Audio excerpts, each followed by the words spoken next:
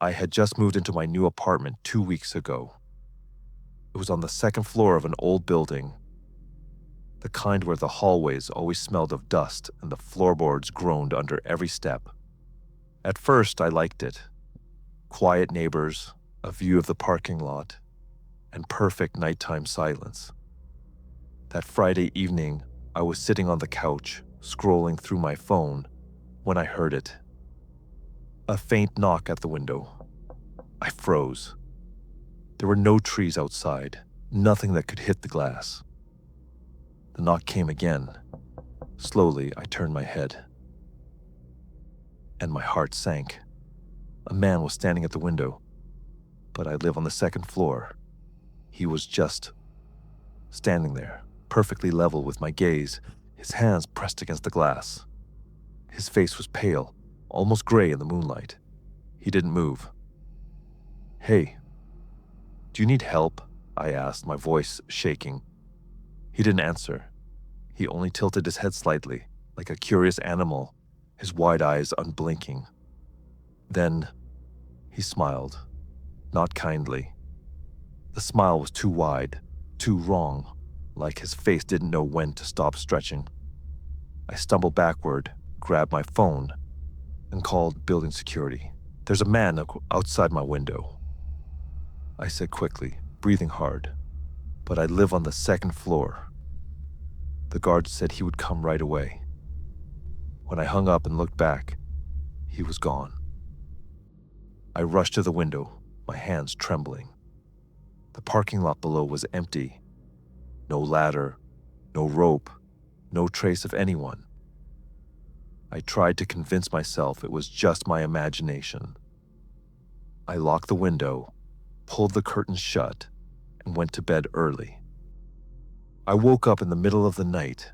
The noise was coming from the window again. I sat up in bed, my heart hammering, cold sweat running down my back. I didn't want to look, but I had to.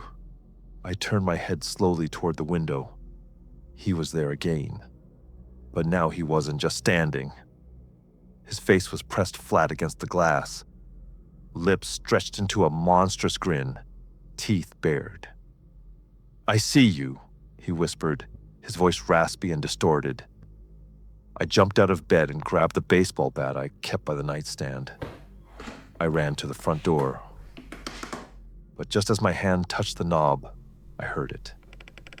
Someone, or something, was inside the apartment. My breath caught in my throat. I turned around slowly. At the end of the hallway stood a dark figure. Only for a split second, before darting into the kitchen.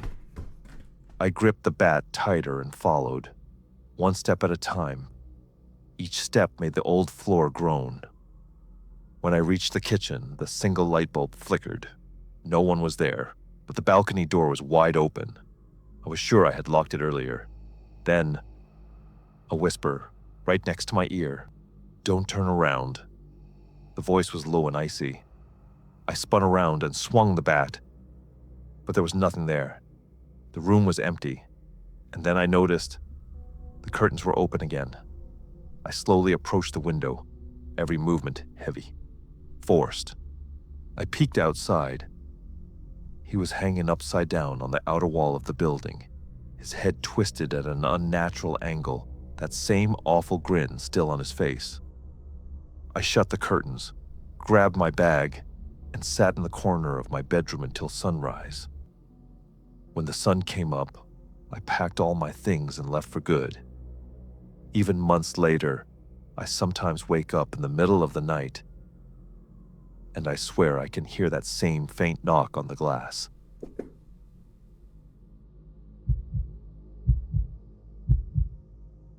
The old farmhouse had been abandoned for years, its windows boarded up, its roof sagging under the weight of time. But for Michael, it was perfect, cheap, quiet, far from the city. He signed the lease without asking too many questions. When he first moved in, the house felt lonely but peaceful. Dust motes floated in the shafts of sunlight, and the air smelled faintly of wood and earth. But that first night, something felt wrong. At exactly 2:13 a.m., Michael woke up. The house was silent, but not in a normal way. It felt as though it was listening. He lay still, staring at the ceiling, until he heard it. Soft, rhythmic, almost like breathing. Michael sat up in bed, heart thudding. He told himself it was just mice, but deep down he wasn't convinced. The next morning he decided to check. He pulled up one of the loose boards in the living room. Beneath was nothing but darkness. Michael leaned closer, shining his phone flashlight into the gap. For a split second, he thought he saw something move. A pale hand. No, just his imagination. Still, he replaced the board quickly and nailed it shut. The following nights grew worse. Every night at the same time. 2:13 a.m., the scratching began. Then came the knocks. 3 knocks. Always 3. Michael tried to ignore it, but sleep became impossible. On the 5th night, he grabbed a flashlight, a hammer, and went to the living room. The air felt heavy, as though the house was holding its breath. He pried open the boards again, this time pulling several of them aside. The opening yawned like a black mouth. Michael lowered the flashlight and froze. There were eyes, 2 pale, wide eyes staring back at him from the darkness below. "Who's down there?" Michael shouted, his voice cracking. No answer, just those eyes, blinking slowly, then they disappeared. Michael slammed the boards back down and nailed them shut as quickly as he could, his hands shaking so hard he nearly dropped the hammer. That night, he didn't sleep at all. Every creak of the house sounded like footsteps. Every gust of wind outside felt like whispering. By the 7th night, Michael was exhausted. He sat in the kitchen drinking coffee when the scratching started again. This time, it was louder and closer. Michael grabbed his phone and called the landlord. "There's something living under the floor," he said. The landlord was silent for a moment. Then he said, "You should leave. Tonight." The call cut off. Michael tried calling back. No answer. Then, the boards in the living room started to move. He could hear the nails squealing as they were slowly pried upwards from below. Something was coming up. Michael backed into the hallway, heart hammering. The living room fell silent. And then, a single hand emerged from the gap. It gripped the edge of the board, pulling itself up. Another hand followed, and then a face, pale, thin, too long. Its mouth opened unnaturally wide as it hissed. Michael turned and ran for the door, but every hallway seemed longer than it should be. No matter how fast he ran, the front door stayed far away. Behind him, the thing was climbing fully out of the hole, its limbs too long, its joints bending the wrong way. Michael reached the door, grabbed the knob. It wouldn't budge. He turned back. The thing was standing now, its head tilted, and then it spoke, its voice dry and raspy. "You live above me. You shouldn't have come back." Michael bolted upstairs, 2 steps at a time. He locked himself in the bedroom, shoved the dresser against the door. From downstairs came the sound of footsteps, slow, deliberate, then scratching on the bedroom door. Michael pressed himself into the farthest corner. Silence for nearly an hour. Then, 3 knocks and a whisper just on the other side of the door. "Good night." When Michael woke the next morning, the house was perfectly still. The floorboards were back in place. No sign of damage. But when he walked into the living room, there were muddy footprints leading from the opening. Footprints that stopped in the middle of the room. And then, nothing. Michael packed everything he owned into his car that same day and never returned. The farmhouse remains empty, but travelers swear that if you pass by at night, you can still hear the scratching, and sometimes the sound of boards slowly, carefully being pried open. It started as a camping trip for Sarah and her friends, deep in the forest. The sun had just set, and the orange glow behind the trees was fading fast. The campsite was small, surrounded by tall pines, the kind that block out the sky. Sarah was the last to set up her tent. "I swear, this place feels wrong," she said, tightening the stakes. Her friends laughed. "Don't be paranoid," Mark replied. By nightfall, the fire crackled, throwing shadows on the surrounding trees. Stories were shared, mostly about local legends, bears, hunters, or lost hikers. But then Sarah noticed it, a faint light moving between the trees. At first, she thought it was a firefly, or a reflection from another campsite. But the movement was deliberate, slow. "Sarah? What is it?" whispered Lily. "Nothing. Just your imagination." Sarah forced a smile, but her voice shook. Hours passed, and the fire burned lower. The light returned, closer this time. It hovered near the edge of the clearing. Sarah stood, trying to get a better view. A figure. A man. Standing perfectly still, watching. His eyes glinted in the firelight. He didn't move when they waved. He didn't call out. He just stared. "Maybe he's lost," Mark said, trying to sound casual. But something about him was off. Sarah felt it in her gut. A primal fear. The man slowly raised one hand, then vanished.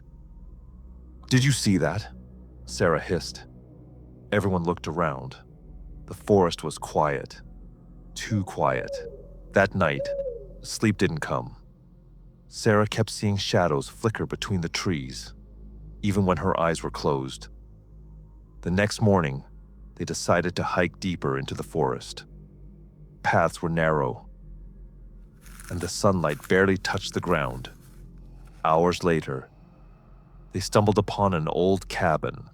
Its windows were intact, but the wood was weathered. No sign of life. Curious, they approached.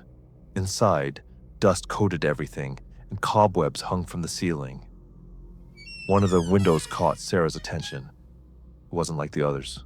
Clear glass, polished, almost new. And inside the glass, she saw him, the same man from last night, standing in the trees behind them. He moved as if he was inside the glass, mirroring their steps. Sarah froze. Mark and Lily didn't see him.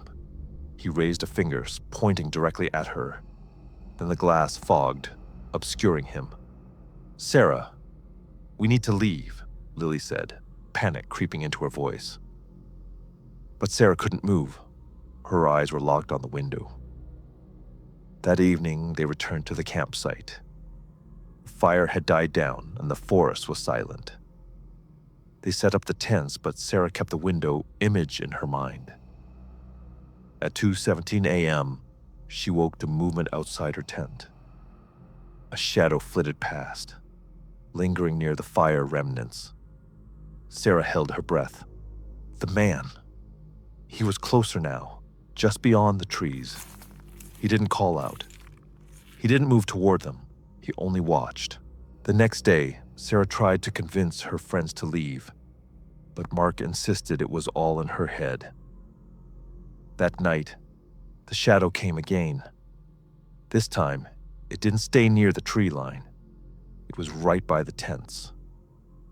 Sarah woke to find him staring directly at her through the tent fabric. "Go away," she shouted, shaking the tent. Nothing. He just tilted his head, then vanished. By the third night, panic set in. They packed, but the forest seemed to twist around them. Paths they thought they knew became unfamiliar. The man appeared again. At first far, then closer with every turn. It was as if the forest itself was moving him closer. Sarah screamed. They ran blindly, tripping over roots and rocks. Finally, they reached the clearing with their car, but the man stood between them and the road. His body was unnaturally still. The sunlight glinted off his eyes. Then he raised one hand, and the world went black. Sarah woke up alone, the car engine roaring. Mark and Lily were gone. The forest around her was empty. She drove back to town, never looking back. But sometimes when she passes that forest, she swears she sees him. In the corner of her vision, standing behind trees, always watching,